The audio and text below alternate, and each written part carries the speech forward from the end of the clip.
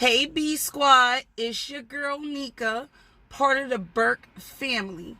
Today, I'm going to do a little story time on my youngest, my baby girl Janaya, who I gave birth July 30th of 2013. The simply reason why I'm doing this story time video because she's just simply my miracle child. I was in labor with Janaya for 6 hours when they had to break my water because I had trouble dilating. I was about 40 weeks and 5 days when they had to induce me. Whenever the 6 hours was active labor, not total. But when I went into after labor, after they induced me, I chose to opt out of medicine because I simply didn't want anything to go wrong. And plus, I have a lot of scar tissue on my spine. So obviously the epidural is not a good chance that it will work. So instead of wasting my time, the doctor time, I chose not to have the epidural. So when I gave birth to her, which was absolutely amazing and perfect, the first feeding, I noticed that she was projectile vomiting. Whenever I gave the nurses my concern, they told me it was just normal. Don't worry about it. All babies do it. Unfortunately, when I had both of my sons, I didn't experience any of that. So I thought it was very odd. Fast forwarding, so when she was like about, I'm gonna say 3 weeks old, she kept projectile vomiting since hospital, and I kept calling the doctor on the phone like, hey, she's projectile vomiting. It's not like regular vomiting, like it's spraying, like literally across the room, literally, no gas. And they kept telling me it was normal, it was normal, it was normal. So when she hit her first month appointment, when they went to go weigh her, because at birth she weighed 7 pounds a quarter ounce at birth.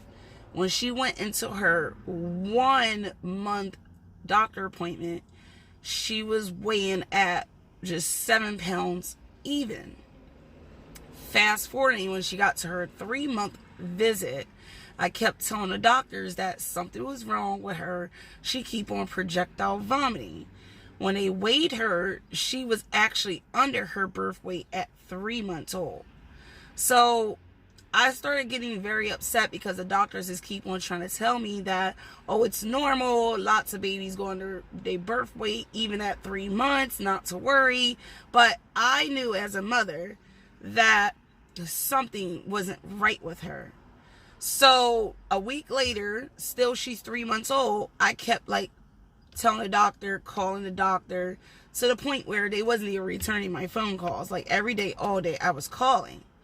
So finally, when I went up to the clinic where her doctor was, I refused to leave the office until they take a thorough exam at my daughter, because you're not going to keep on turning me away, telling me that something, everything is okay, and I know it's something wrong. So finally, when a doctor examined her after I refused to leave, comes to find out her stomach was severely undeveloped. Basically, every time she ate, she had no stomach lining, so her body wouldn't take the formula. That's why it caused her to projectile vomit. So I remember when a doctor found out that her stomach was undeveloped, I remember it was like doctors and nurses like just going crazy, like running everywhere, making phone calls. Basically, it was so bad. They basically had to order her an air flight out of the area that I lived in to fly her to Pittsburgh Children's Hospital. The problem about that was, at the time, I didn't have a vehicle, so they wasn't willing to let me go in the helicopter with her. I basically had to figure out a ride all the way to Pittsburgh, which was 2.5 hours outside of where I lived at. And I wasn't going to let my new baby go without me. So basically, I flipped out when they told me that I couldn't go into the helicopter with her. So I refused her transportation. I know, crazy me.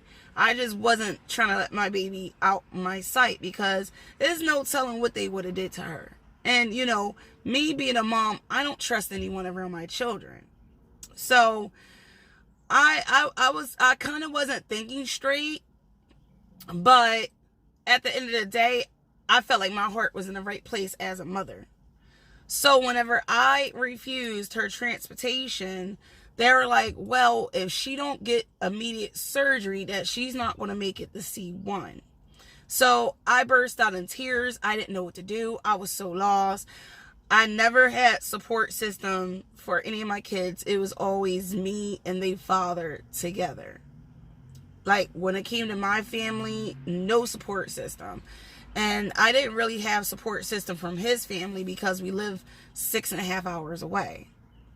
When I was going through that at the time, you know, I really didn't have nobody to talk to.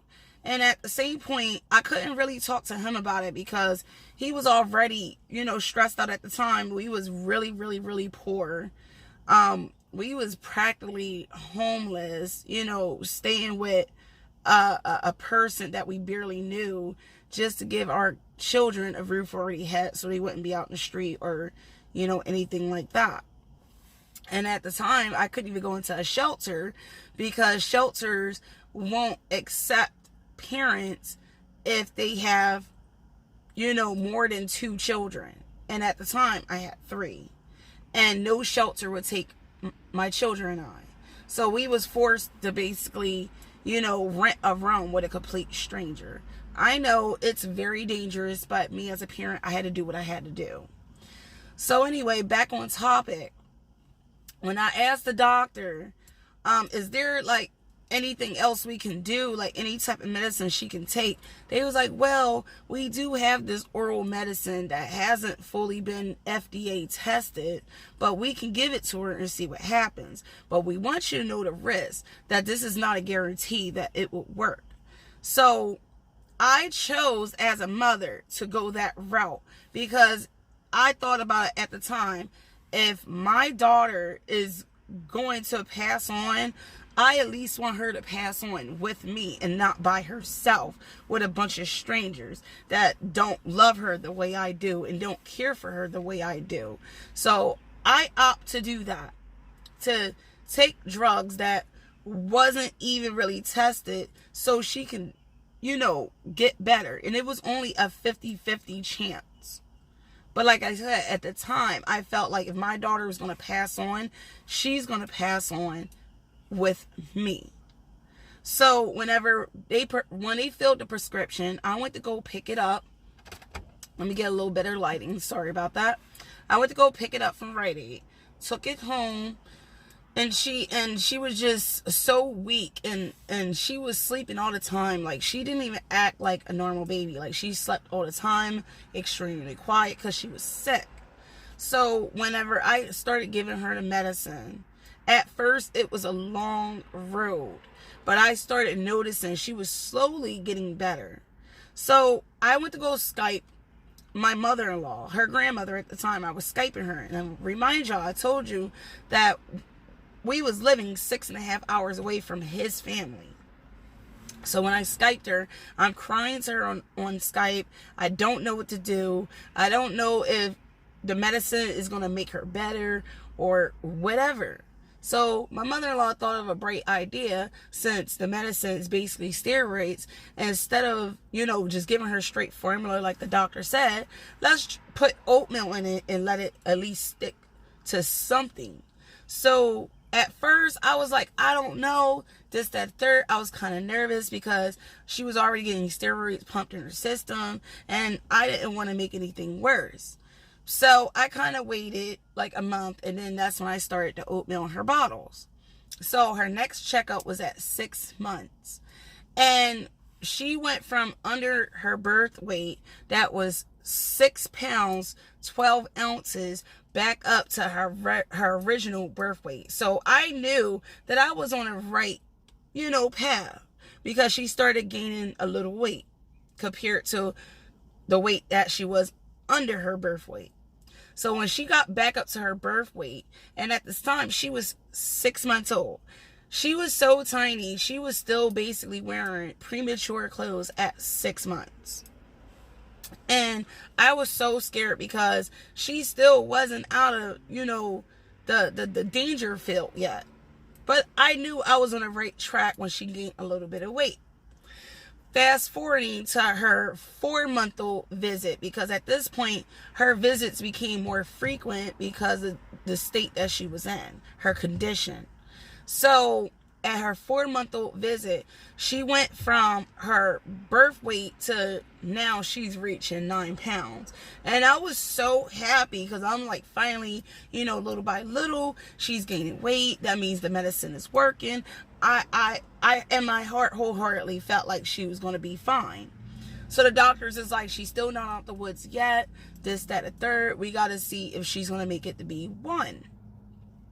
So fast forwarding to, right before she turned 1. And she went from 9 pounds to 13 pounds. So I was so happy.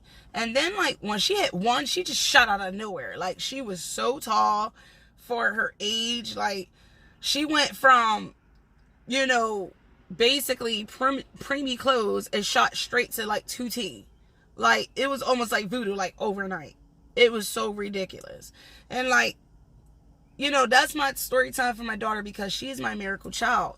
Like she went from, when I first had her, they told me that she was a completely healthy baby and I left the hospital on time and everything, to she might not make it to be 1. And now look at her. She's 5 going on 6 years old, a healthy little girl.